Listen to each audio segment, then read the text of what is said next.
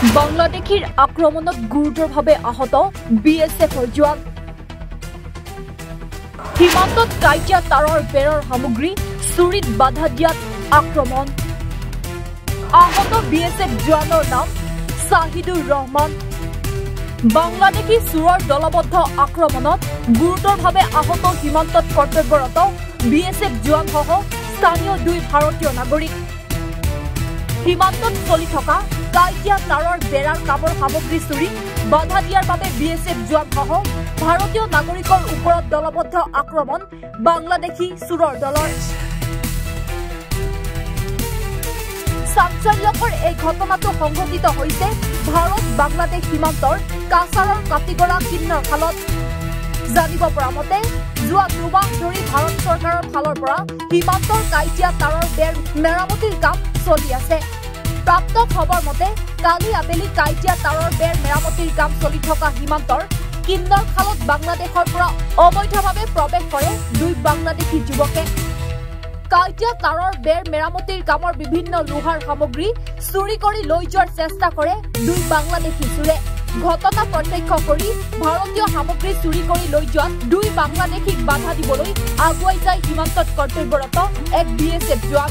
কিন্তু বিএছএফ জোৱানৰ বাধাত কেৰেপ নকৰি সামগ্ৰী লৈ পলাই যাবলৈ ধৰে 2 বাংলাদেশী চোৰে। বাংলাদেশী 2 চোৰক বিএছএফ জোৱানজনে কিছু দূৰ খেদি লৈ যোৱাৰ পাছত হঠাৎ 8-10 জনীয়া এটা বাংলাদেশী দুৰ্বৃত্তৰ দলে হাতত চোকা অস্ত্ৰ লৈ উপস্থিত হৈ বিএছএফ জোৱানজনক আক্ৰমণ আৰম্ভ কৰে। ঘটনা প্ৰত্যক্ষ কৰি সীমান্তৰ 2 ভাৰতীয় নাগৰিক আগুৱাই যোৱাত তেওঁলোককো আক্ৰমণ চলাই বাংলাদেশী চোৰৰ দলটোৱে।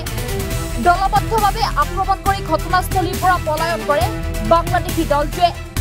ঘটনাত গুৰুতৰভাৱে আহত হয় বিএছএফ জোৱানসহ 2 ভাৰতীয় নাগৰিক। আহত বিএছএফ জোৱানজনৰ নাম হৈছে ছাহিদুৰ ৰহমান। ঘটনাৰ পিছতে কাটিগড়াৰ মডেল হাস্পতালত চিকিৎসা কৰা হৈছে জোৱানজনক।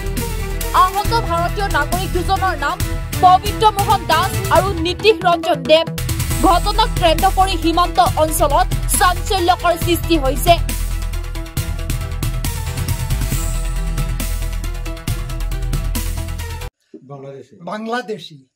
বাংলাদেশী মানুষ 2 জন। এরপরে গিয়া বিএসএফ ফৌজিরা কইছে যে রাখিয়া যাও তখন তারা রাখছে না। ও গিয়া তারা তার মন্দির কিনারো ঢুকছে। আর আমরা 2 জন মানুষ পিছনে আসলাম। তারার রাইফল বা হাতে দিয়ে করিয়া মারছে অস্ত্র দিয়া। আপনি জখম হয়েছেন নি? হ্যাঁ, আমরা পিছনে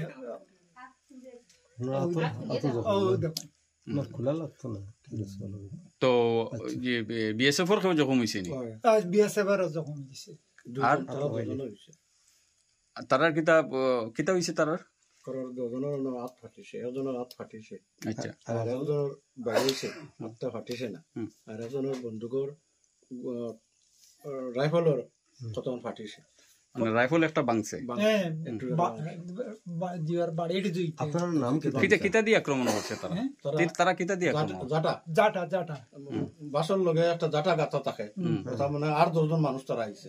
আর দুইটাই লইয়া গেছেন গ্যাঙ্গল। আর বাকি গুণ বেসের যখন গেট খুলিয়া লামছে তখন তারা দৌড়িয়া আর 10 জন মানুষ আইয়া বেসের বাইরে। আর তখন আমরাও 2 জন আফগাইছিলাম।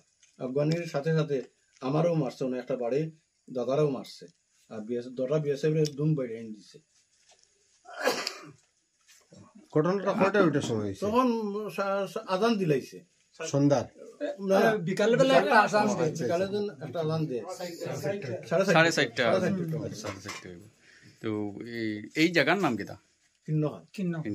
এমনি আমরা দেখা বেড়া চন্ডীনগর 2 আরে। আচ্ছা, আমরা কিন্নহাল বেশিরভাগ কই। আপনার নাম কিতা? পবিত্র মোহন দাস। আপনার? পবিত্র মোহন দাস। আমার নাম নিশিত রঞ্জন দেব। আপনারা এই ভিতরে কিতা লাগি আসলা? আমরা খেতো আসলা। প্রত্যেকদিন যাই না? ডেইলি যাই।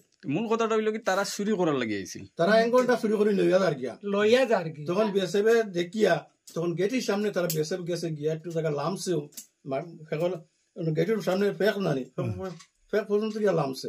লামার বাদে গিয়া তখন গেছেন গিয়া তখন 8-10টা মানুষ বিএসএফ রে বান্ধা তখন আমরাও আগুয়াইছি আগুয়ানির লগে লগে আমরাও বাড়ি বিএসএফ রে রক্ষা করা লাগি গেছলাম কে আপনারা রক্ষা করার লাগে লগে গেছলাম আমরাও মার তখন আর একটা জিনিস কইছেন তারা কইছেন প্লেগ মিটিং করিও গিয়া দেখবাই অবস্থা কিতা করি হতা বাংলাদেশী বাংলাদেশে কইছে দাদি সে দেইতা কইছে ব্যুরো রিপোর্ট এনি ভারত 24